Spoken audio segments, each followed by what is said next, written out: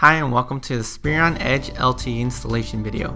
In this video we will cover everything you need to know to ensure a successful installation of the Edge LTE device, starting with what you'll find in the box, the tools needed, and the steps we need to follow for a smooth and successful installation.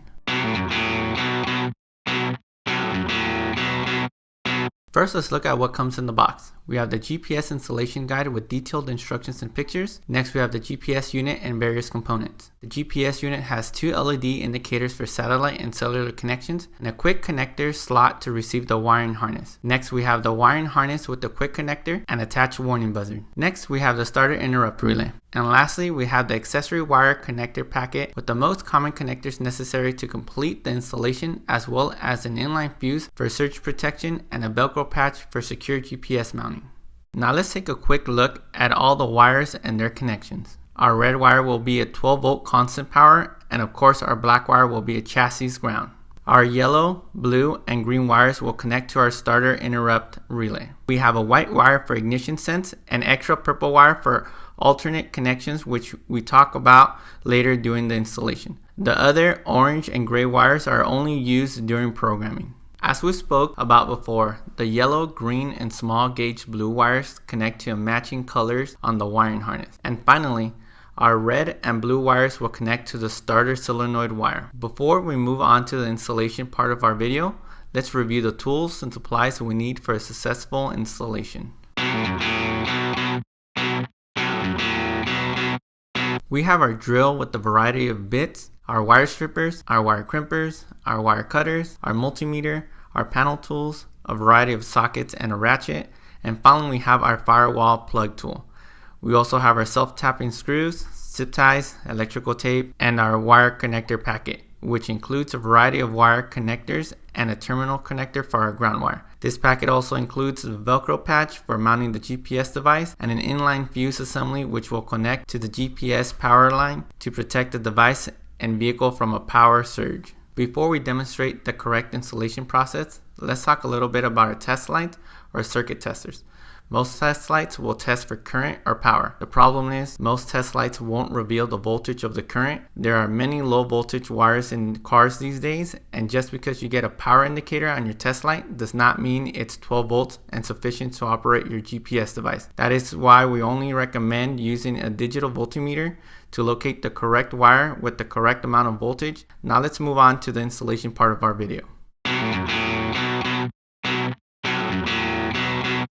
Hi, I'm Rowan from Spirion's installation team, and I'm going to show you how to install an Edge LTE device. For most cars on the market today, you will need to remove some of the dash panels to access the wires we need. Before you start the search for your 12 volt constant and ignition wire connection points, we recommend always doing a little research. There are multiple free as well as pay for websites and forums that will help you find the location and colors of the wires you need. As a professional Spirion GPS installer, I always make the best possible connections when connecting my 12 volt constant and ignition wires to their source. The technique we use at Spirion is called the poke and wrap technique. Let's take a look at how this is done.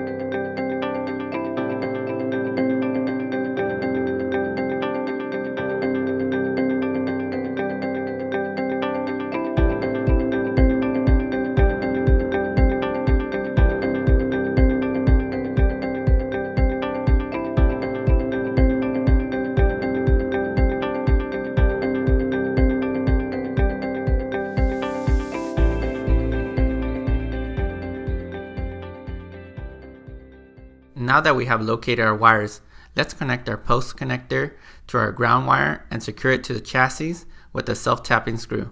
Always use the chassis or kick panel for ground and never use any removable metal bracket or plate, and never connect to an existing ground wire. Now that our ground wire is securely attached, let's connect the supplied inline fuse harness to our 12 volt constant power wire with the supplied butt connector. Now let's test the 12 volt constant wire that we found in our research. First, we need to choose the correct setting on our voltage meter and probe our selected wire. Our 12 volt connection needs to be the largest gauge 12 volt wire we can find, and with our voltage meter attached, we start the engine. The 12 volt wire needs to remain 12 volts through the engine cranking step. If it loses voltage, we will need to look for another wire that will maintain voltage.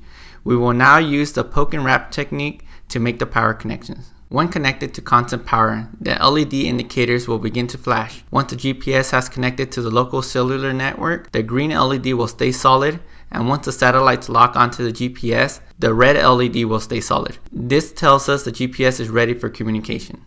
Our next step is to connect the white warning buzzer wire to the ignition wire we found in our research. The ignition wire should read 0 volts with the key switch off and 12 volts with the key on and through the cranking phase. If the voltage drops off, you will need to locate another ignition source to connect to. Now that we have confirmed our ignition wire, we will use the same poke and wrap method we used with our 12 volt power connection. Okay, so with our initial wiring completed, we can now mount our GPS up in the dash, making sure there are no pieces of metal to obstruct the satellite view from above, which brings up an important point. GPS devices should never be installed under the hood because satellites can't see them under metal. Also, the device is not waterproof or able to withstand the heat generated in the engine compartment, so they should always be installed inside the passenger compartment of the vehicle and as high up in the dash as possible. The provided Velcro patch is good for securing the device in the dash, and pay special attention to the "this side down" sticker on the GPS for proper orientation and operation. The addition of a zip tie will serve to hold the GPS wiring in place and ensure a long-lasting secure placement. Now that our initial wiring and GPS device placements are completed, it's time to install our starter relay. In older cars, the starter solenoid wire can be accessed under the dash, but as technology evolves, more and more of these connections will be made under the hood at the main fuse box. To do this, we will need to run the rest of our wires through the firewall. We will first need to locate a rubber grommet or plug in the firewall and insert the remaining wires from the inside of the vehicle. Inserting the wires through the rubber plug can be easily done with the firewall plug tool. Now that our remaining wires have been run through the firewall, let's locate and test our starter wire that we found in our research. To test, we will need to ground our voltage meter and choose the correct setting. Our starter wire should read 12 volts only when the key is in the forward cranking position. When released back into the resting or run position, the wire should read 0 volts. So now let's probe our wire and test. Now that we have verified our starter wire, we will install our starter relay. First, we cut the wire, and now we will test for the hot or power side of the wire by probing with our voltage meter and turning the key to the forward or cranking position. Our relay comes with the larger gauge red and blue wire. The red wire will connect to the hot or power of our starter wire, and our large gauge blue wire to the starter side of the starter wire. If these are wired backwards, the relay will not work. We can test our relay for functionality by grounding out our green wire. Once grounded to the frame, turn the key to the forward or cranking position. If wired correctly, the engine should not start. Our last 3 wires are pretty simple.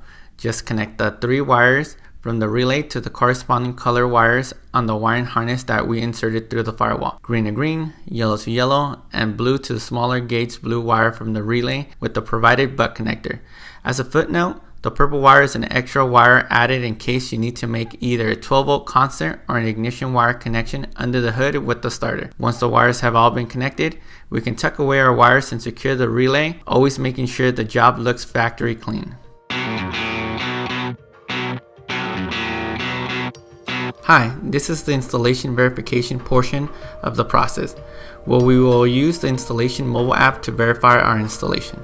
To download the installer app, visit either the Apple Store or the Google Play App Store and research for Spirion Installer App. After you have downloaded the app, call 877-563-0440, extension 2, for customer support to get your account set up. Have the following information ready: name of the dealership, CAC lot number you will be installing for, and the serial number of a device that the dealer has in inventory, and finally an email address to receive your verification code. A welcome email will be sent to the email address you provided to the Spirion customer support. The email should be sent within a few minutes of your registration with customer service. If you do not receive it, please check your spam or junk folder before contacting customer service again. Once the email has been received, open the installer app and select register. When the register screen comes up, enter the PIN that you received in your welcome email and the email address you provided earlier. Then select create account. Then the next screen that will come up will ask you for your email address again, and it will direct you to come up with a password. The password requires 8 characters, which has to consist of upper and lowercase letter, and a number and a symbol.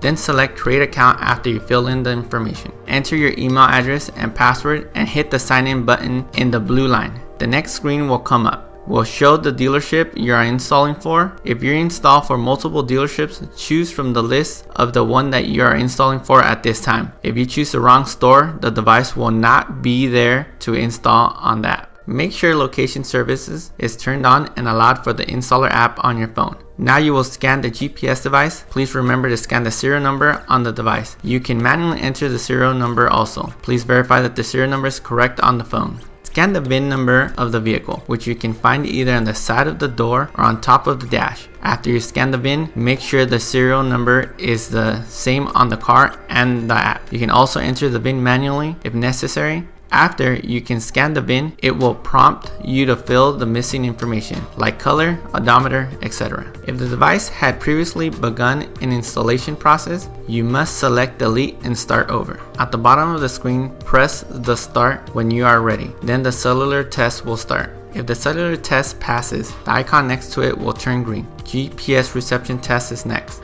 A locate test to the device is initiated. If the GPS unit is located, the icon will turn green. Between tests, the mobile will display messages at the bottom of the app. You must follow the instructions. Always pay attention to the bottom of the app screen states. Ignition detection test is next. Turn the ignition on and leave it on until you are instructed otherwise. The next step will ask you to turn off the ignition. The icon will turn green for ignition detection. Following the ignition test, payment reminder or warning buzzer test is next. You will be asked to restart the car and verify that you can hear the buzzer. It may take up to 10 seconds for the buzzer to initiate a sound. Press the acknowledgement button when the buzzer goes on. It is important to read the instructions at the bottom of the screen asking you to wait for the buzzer to finish and for the instructions asking you to restart the car once the buzzer has stopped. If you do not hear the buzzer, shut off the car and press continue at the bottom of the screen. Then it will tell you it's preparing the device, and next will ask you to attempt to start the engine and the vehicle should not crank. The app will ask you to start the car and it should start, then shut off the car. It will then show you have successfully validated the installation. At the bottom of the screen, you will see a message asking you to click exit. The following error scenarios could come up. Cell signal error. Please check that both lights are solid before beginning the test and the unit is placed high inside the car dash. If you get an ignition test error, please make sure that the white wire is connected to the proper ignition source, that it has voltage when the car is turned on and no voltage when the car is turned off. Check that the wiring and grounds are solid. Make sure that the car was turned off before starting and no voltage can be going through the starter before the test is started. If you receive an error, recheck that your relay is installed correctly and retry the test. Once the test has completely successfully, select the Save and Submit button. We hope you found this video helpful in understanding how to properly install and validate a GPS device installation.